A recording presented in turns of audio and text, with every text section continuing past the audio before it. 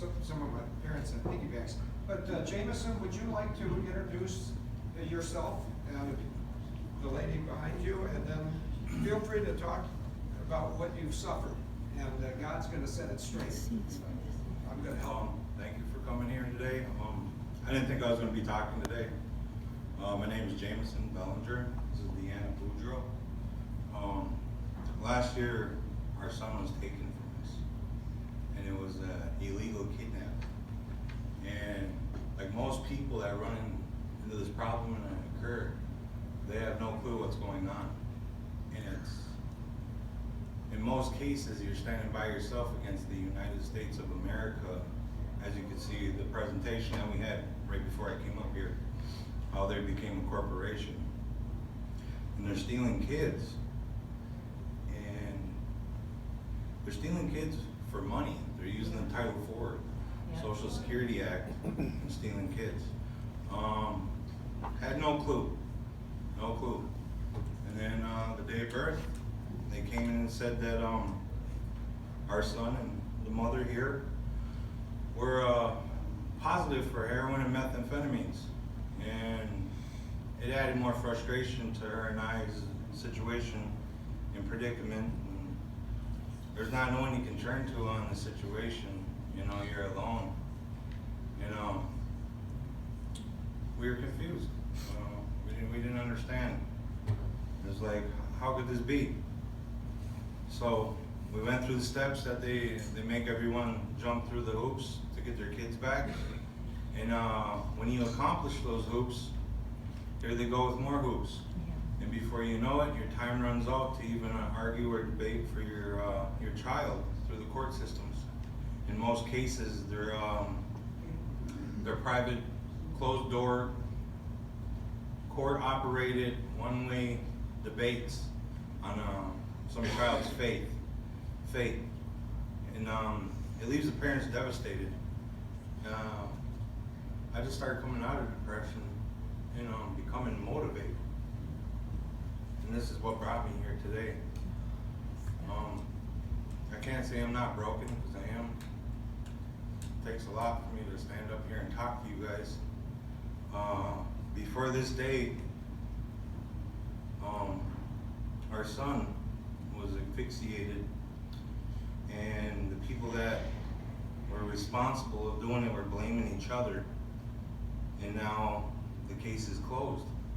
Nobody's being held accountable for it. Even one's saying the other did it, even though that their statements are clashing and inconsistent.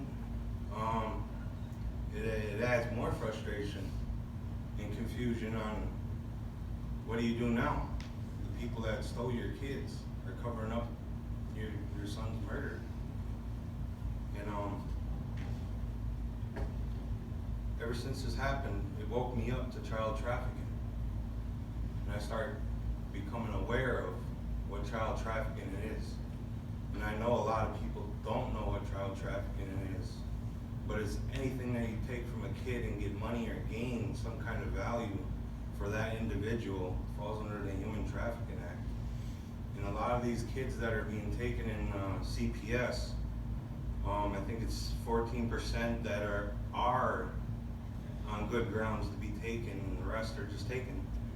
And like our son here, under a false allegation, which turned into some serious cover-up. I would like to say I really don't want to touch too much on his death, but his whole story is on his Facebook. We made it public for anyone to view. It's not persuaded one way or the other. It's all the official documents that we got from the investigation, coroner reports, everything that's on there for anyone's view to see and to share and spread this word, because this is how easy it is to steal kids, is with a lie. And we come to find out after my son's death.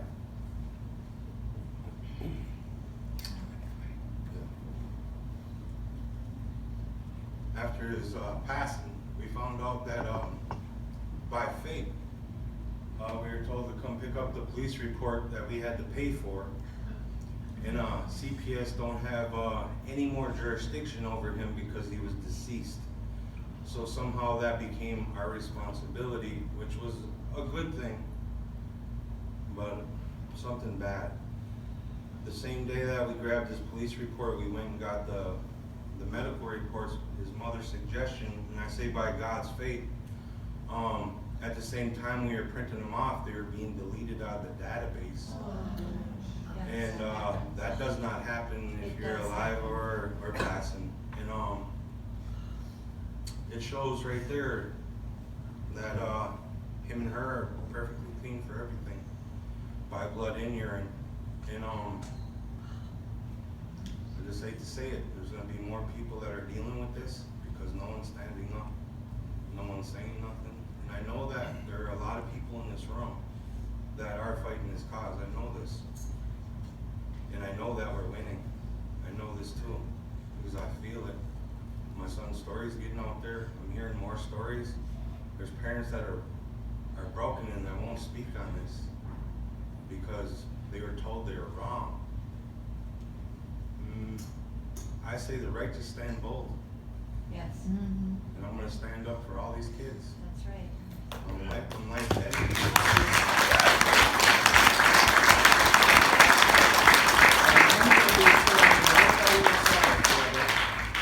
I'm life dedicated to this, to stopping child trafficking. Anybody that knows me from now on, since I lost my son's life, that's all I talk about is child trafficking. If you're looking the other way, you're condoning it, you're Yes. allowing it.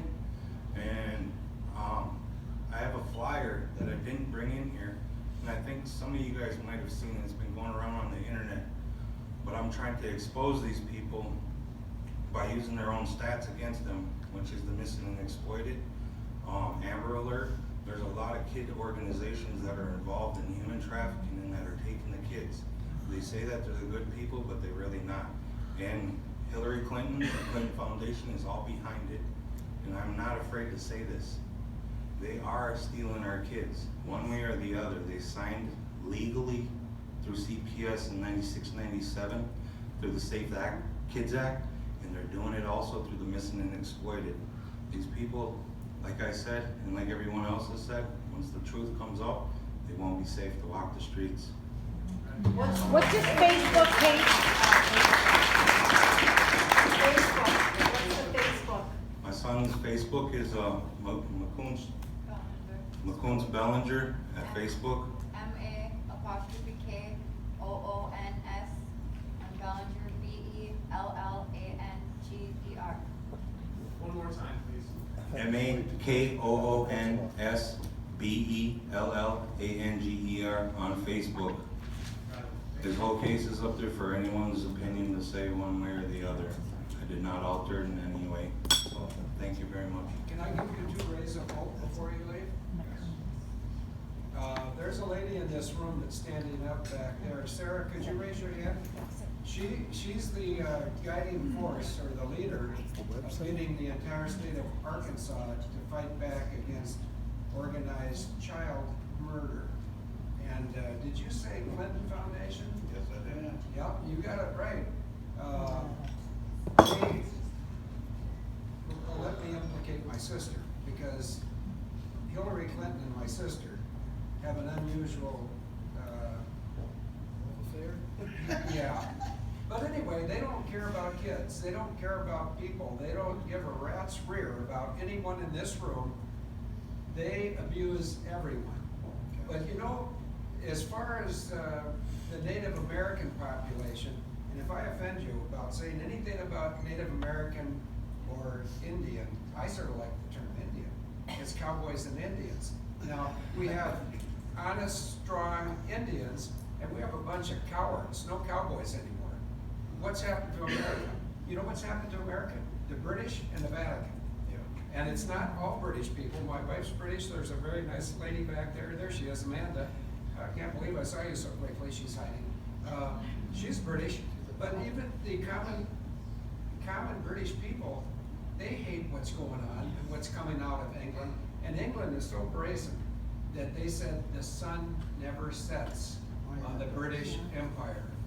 Yeah, it's setting right now on the British Empire, it's setting right now on the Jesuits in the Vatican, and it's setting right now on this county over here that has taken their son.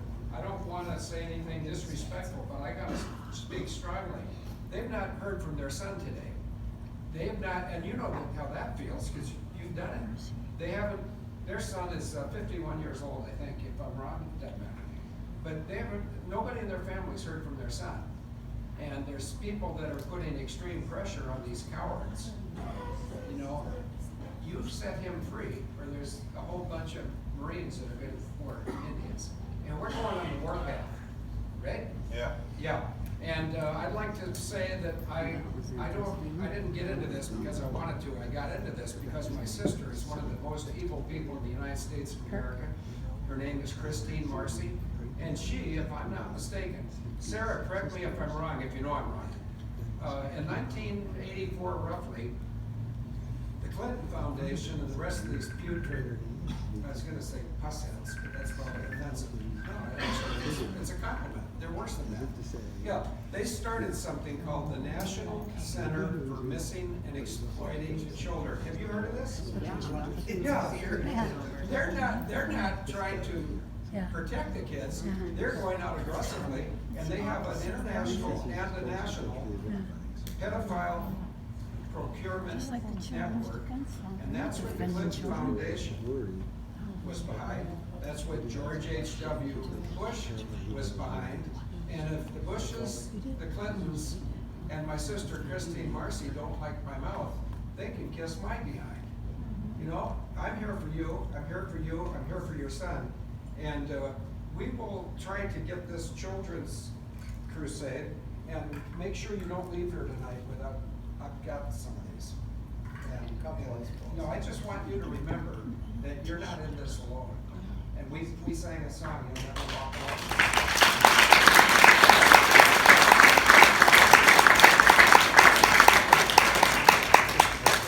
Minnesota is number 1 in the taking of Native children. Yep. And we're 26th in population. Yeah, no, Minnesota's got a board, right? The Yeah, ombudsman. Minnesota's abused me, Wisconsin's abused me, and you know, they're running out of people to abuse because a lot of people who have not yet been abused are waking up. And, what do you call those Indian drums when they, drumming ceremony or when it? Well, okay, well, for these gringos, but, no, there's a song, Distant Drums by Jim Reeves, about 55 years ago.